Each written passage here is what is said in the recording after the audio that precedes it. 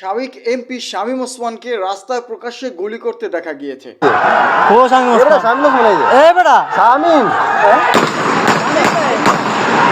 শামীম এই জায়গায় প্রতিদিন ৭০ রাকাত নফল নামাজ আদায়। আমাদেরকে আপনারা ইসলাম বুঝান।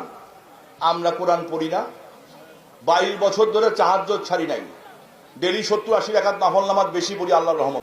ডেলি 70-80 রাকাত নফল নামাজ বেশি পড়ি আল্লাহর রহমতে। 2 বেলা কোরআন শরীফ পড়ি। করতেন এই শামীম ওসমান কিভাবে প্রকাশ্যে রাস্তায় গুলি নিয়ে ছাত্রদের উপরে গুলি করছে? শামীম এই জায়গায়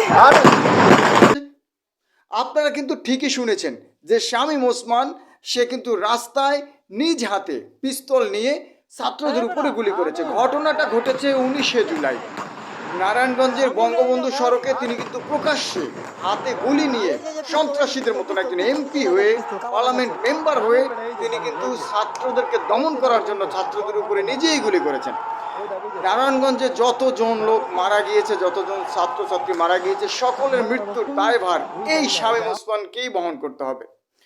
শামীম ওসমান তিনি নাকি ৭০ রাকাত নফল নামাজ পড়ে প্রতিদিন। তার নফল নামাজ পড়ার একটা দৃশ্য দেখেন, হাসতে হাসতে আপনার পেট ব্যথা হয়ে যাবে। এই শামীম ওসমান প্রতিদিন ৭০ রাকাত নামাজ পড়েন এইভাবে চেয়ারে বসে বসে। ও কি লুলা খোরা না কানা? ও তো চেয়ারে বসে বসে নামাজ পড়ে।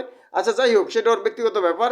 লাঞ্চে সমস্যা হইতে পারে, নেশা করে তো, নেশাখোর। ও প্রকাশ্যে মদ খায়, আবার মাস্তান, সন্ত্রাসী। যাই হোক, এই সন্ত্রাসী কিন্তু ওপেনে সন্ত্রাসীদের মতোই ওপেনে এই ও তো আসলেই সন্ত্রাসী। ওপেনে ছাত্রদের উপরে গুলি করেছে।